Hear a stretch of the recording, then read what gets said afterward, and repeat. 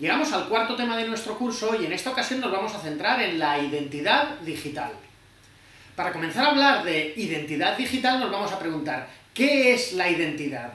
Para ello vamos a recurrir al diccionario, que define este término diciendo que identidad es un conjunto de rasgos propios de un individuo o de una colectividad que les caracteriza frente a los demás.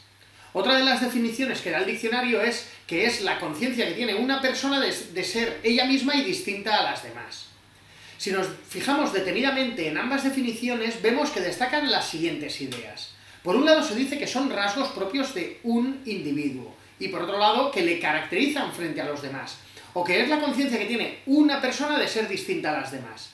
Según esto vemos que la identidad tiene un componente individual y otro colectivo. Es por un lado algo personal e individual, pero que solo tiene sentido dentro de una colectividad. Así que podemos decir que la identidad es algo que todos tenemos, pero que además todos queremos tener para ser aceptados por el grupo. La identidad está compuesta por todos los rasgos que nos definen, rasgos físicos y rasgos de nuestra personalidad. Por lo tanto podemos decir que la identidad es un poliedro, pues tiene múltiples caras. Y además que es dinámica, pues va cambiando a lo largo del tiempo y dependiendo de la situación.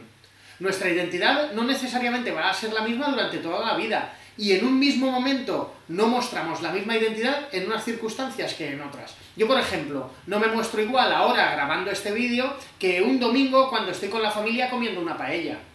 Bueno, pues todos esos rasgos que conforman nuestra identidad son recogidos por algunas administraciones en documentos que sirven para identificar a la persona.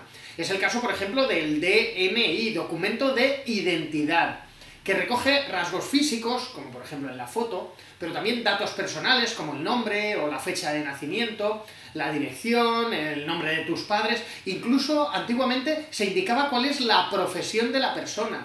Todo esto son rasgos, son datos que conforman la identidad. Pero estos datos son insuficientes porque hoy Internet actualiza el concepto de identidad y lo actualiza a partir de la gran cantidad de datos que arrojamos a la red. Y todos esos datos que la red toma de nosotros van dejando rastro. A partir de estos datos, Internet puede definir cuál es nuestra identidad de una manera mucho más fiel que cualquier otro medio. Si buscamos información sobre un libro, si hacemos una compra, si publicamos un comentario en Facebook, si escribimos un blog, si nos etiquetan en una foto, todo esto deja rastro y va definiendo nuestra identidad. El experto en seguridad en Internet, Bruce Schneier, clasificó todos los datos que la red toma de nosotros en diferentes bloques. En el documento en PDF con los contenidos del tema tenéis explicados los diferentes bloques de datos. Os animo a echarle un vistazo. Además, también es interesante conocer las diferentes partes en que podemos dividir nuestra identidad en la red. Para explicarlo yo suelo usar la ventana de Johari, que es una matriz que idearon los psicólogos Joseph Luff y Harry Ham, de ahí su nombre, Johari. A partir de esta matriz, ellos pretendían determinar el grado de comunicación de una persona dentro de un grupo. Así se combinan datos que yo conozco o desconozco con los que los demás conocen o desconocen. Los que conozco tanto yo como los demás conforman el área abierta. Esto en la red es cualquier dato que hago público, como por ejemplo un post de un blog. Pero también hay datos que aunque yo los conozco, los demás los desconocen. Por ejemplo, si visito páginas de forma oculta, o juegos online que deseamos ocultar. Hay además un área ciega que está formada por datos que yo desconozco, pero que los demás sí que conocen. Es lo que ocurre, por ejemplo, cuando yo publico algo que en realidad no interesa a nadie, pero yo no lo sé. Y por último hay un área desconocida, formada por los datos que aún no he publicado y que por lo tanto los desconozco.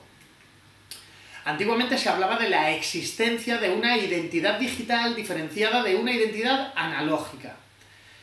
La identidad analógica es aquella que tenemos fuera de la red, pero hoy, gracias a la gran cantidad de datos que la red recopila, ya se habla de una identidad única, híbrida, eso sí, con una parte digital, pero híbrida, que forma parte de la misma cosa.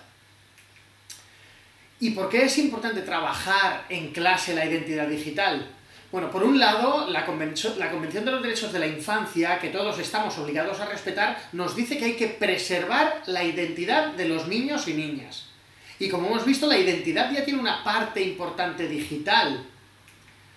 Pero por otro lado, como ya hemos visto en el curso, a lo largo del curso, estamos obligados por ley a trabajar la competencia digital, como competencia clave que es. La competencia digital es una de las 7 competencias clave.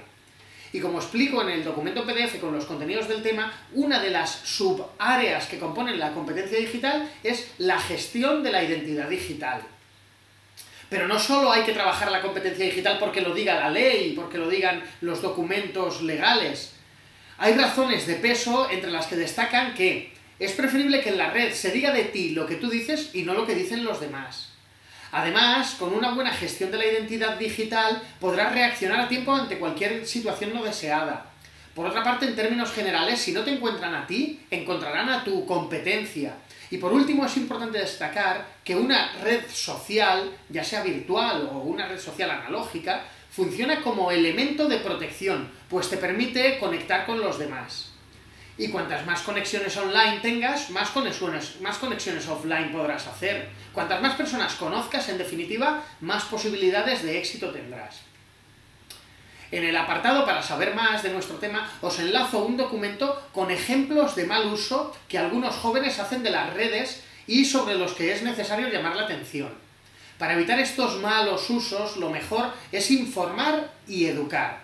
En primer lugar, debemos tener muy claro qué objetivo tenemos en las redes. La red es una herramienta que facilita el empoderamiento, pero debemos tener claro qué queremos proyectar. Y una vez decidido el objetivo, tenemos que enseñar a diferenciar entre medios públicos y privados. Hay que ser consciente que perdemos el control sobre cualquier cosa que hacemos pública en la red. Además, como ya hemos visto a lo largo del curso, ante la sobreabundancia de datos que hay en la red, hay que enseñar a nuestro alumnado a discriminar la información buena de la inadecuada. En este contexto es importante que el docente desempeñe un rol de curador de contenidos, que enseñe a su alumnado a cómo seleccionar la información.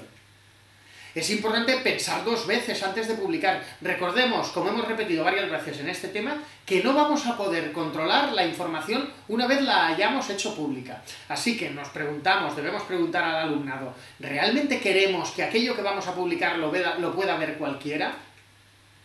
Para evitar problemas es importante seguir una serie de reglas de urbanidad en la red. Es lo que se conoce como netiqueta, una serie de normas de educación muchas veces no escritas que indican cómo te debes comportar en las redes. Y por último, para sacar el máximo partido a las redes, debemos aprender a desconectar en los momentos adecuados. Bueno, seguiremos ampliando estos contenidos y espero que os estén resultando interesantes. ¡Mucho ánimo!